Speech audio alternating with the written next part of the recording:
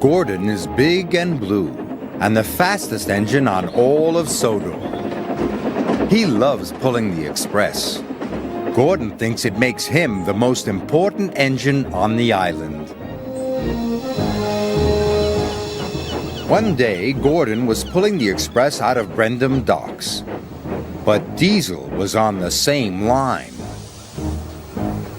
"Out of my way," sniffed Gordon. "Express train coming through." Diesel had to back off.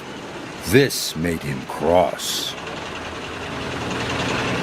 "You steamies are old and clapped out," he sneered. "When Sir Topham Hatt realizes this, you'll all be scrapped." "Scrapped?" scoffed Gordon. "Pah! I'm as fast as I ever was." And he chuffed proudly out of the docks.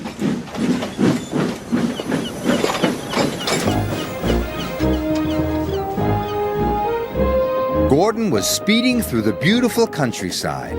He was having a wonderful day.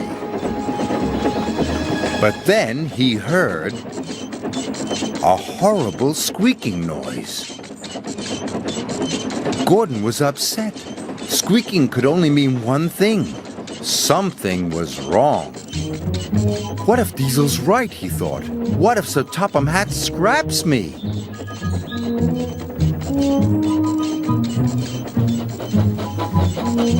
Gordon squeaked sadly up the hill. The hill was steep, and Gordon had to slow down. The slower he went, the quieter the squeak became. Gordon was delighted. "Aha," he said. "If I go slowly, no one will hear me squeak." And he chuffed slowly back to Tidmouth Sheds. That evening, Sir Topham Hatt came to see Gordon. "Tomorrow is a very special day," he said.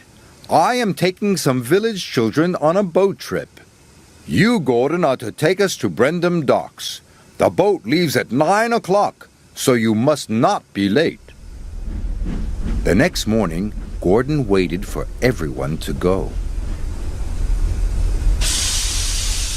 Then he puffed slowly away so no one would hear his squeak. Once out of the sheds, he started to pick up speed. His pistons pumped and his wheels spun, and he began to squeak again. "Oh my," said Gordon. Then he heard something even worse. It was a rattle. oh dear," he cried. "Diesel was right. I'm falling apart. What will Sir Topham Hatt say?" So Gordon slowed down.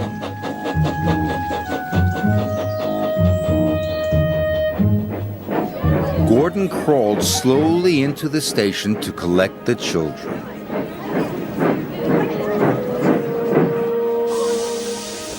Gordon's boiler sank. If he went slowly, the children would miss their boat trip. But if he went quickly, Sir Topham Hatt would hear his squeak and his rattle. He'd know Gordon was wearing out and send him to the scrapyard. With the children safely on board, Gordon pulled slowly out of the station.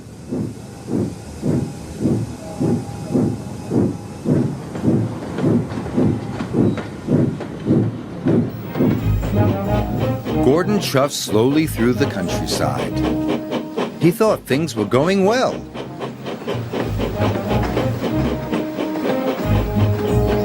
But Sir Topham Hatt was very cross. He spoke sternly to Gordon. "Why are you fooling around, Gordon?" he boomed. "You must go quickly, or the children will miss the boat, and that will never do." "Yes, sir," said Gordon sadly. "Remember," added Sir Topham Hatt, "you are the fastest engine on the island." This made Gordon feel proud. "This might be my last trip," he said, "but I'll get the children to their boat on time." His wheels turned faster. His pistons pumped harder.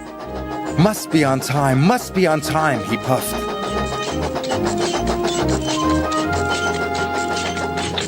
Soon, he began to squeak, and rattle too.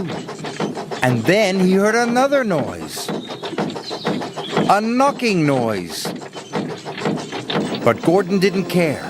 If this was his last trip, he was going to go as fast as he possibly could. Gordon squeaked and rattled and knocked all the way to Brendam Docks. Salty and Henry were surprised. They had never heard an engine make such awful noises. "Sounds like another steamy ready for the scrapyard," sneered Diesel. But Gordon didn't care about Diesel. He had made good time, and the children would catch their boat. "I made it!" he cried proudly. "Thank you, Gordon," shouted the children happily. "I knew you could do it," said Sir Topham Hatt. "But why haven't you been to the repair yard?" "The repair yard?" gasped Gordon. "You have been making lots of noises," said Sir Topham Hatt. "You need to have your engine looked at." "So you're not going to scrap me?" asked Gordon.